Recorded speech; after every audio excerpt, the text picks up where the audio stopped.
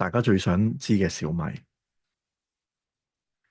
如果今個禮拜揀到 Climax Top 嘅咧，我其實就會講嘅。不過 anyway 而家講呢個啦。記唔記得呢條啊？呢條叫做Upper Channel Line 啦。嗰陣時上嘅時候，我叫大家，係咪的升穿咗即刻走啊？係咪？結果就呢度咁樣啦。喺叫做唔係 Climax Top 嘅時候，我會再講啦。OK，你見到呢一個升到咁高，跌翻落嚟，係咪？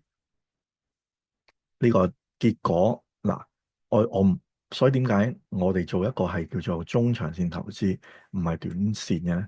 但係就算中長線嚟講，你睇下呢個禮拜嘅 close 即係上個禮拜嘅 close 係51.7，下個禮拜嘅 close 咧就係51.85，只係升咗0.15，即係0.29%，即係上去回翻落嚟，係超大嘅一個叫做distribution 啊。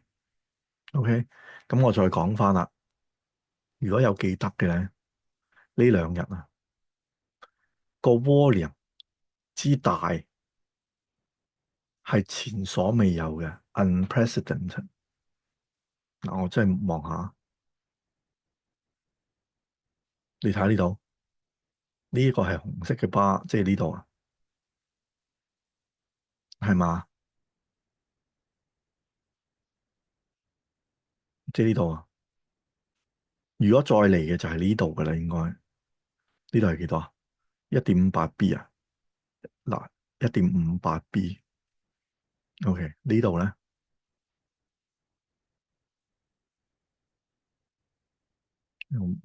放翻大啲，我先睇到。頭先我 1.58B 呢個幾多啊？我呢個反而少啲，係842.01 million。我講係股數啊。我記得呢一日啊，佢個成交金額，淨係佢嘅成交金額，上晝嘅時候已經係超過250億。跟住我話，哇，心諗有機會500億成交，淨係呢隻股票。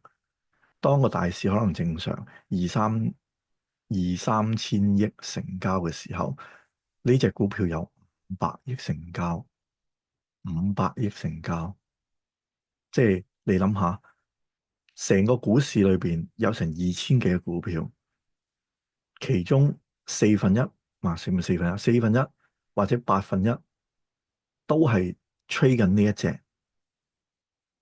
咁你諗下呢個嘅 distribution 有幾大？唔好同我講話，喂，有人沽就有人買啦，I don't care。但係最重要就係咁樣嘅 unprecedented 嘅一個紅色巴，呢一個就係一個好重要嘅信號啦，係咪？如果你話呢度唔係喎，呢度只 double 佢嘅呢度，明唔明啊？所以呢一個係一個好重要，但係係咪代表之後點樣咧？我下次如果講呢個Climax Top 嘅嗰個 topic，我再會講係點樣啦。OK，咁但係呢一個好明顯係一個 sell signal 嚟噶。OK，咁亦都如果用 weekly chart 嚟咁睇咧，就係大家最中意講嘅一個倒轉錘頭啦，係咪？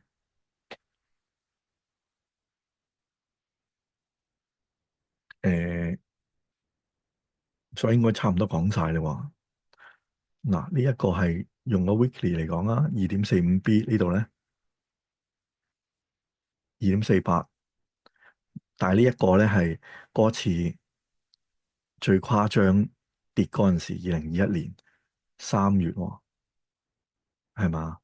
跟住呢度2020年嘅咯喎，即係你諗下，成4、5年以嚟嘅最大嘅 transaction volume 啊，transaction 啊，咁呢啲唔係你同我可以做到嘅啦，400成交啊，係咪？咁一定係一啲基金大戶，我唔知係轉倉啊，定係走貨，定係 whatever 做嘅嘢啦。咁所以呢一個係一個好重要嘅一個 signal 嚟嘅。OK。